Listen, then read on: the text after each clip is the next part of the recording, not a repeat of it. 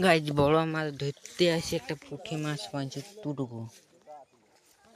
এত বড় বাঁধটা হয়ে মাথার বাঁধ, আর একটা বড় জাল আনিছি, আর একটা মশারও আনিছি। একটা পুঁটি মাছ পাইছি খালি। আমরা একটা পুঁটি মাছ পাইছি, আর এক কচ্ছপ পাইছে দুটা। আজ এই টুবলিটা মানে ধরছে মশারু ছাকা দিয়ে, বলছে এটা মাছ দেখতে পাইছে, এটাই ধরছে।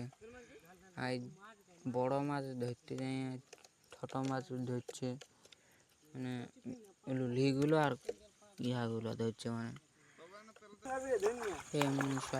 জাল ধরলো, আর এই দুটি মাছ পাইছি আমরা, পুরো মাছ।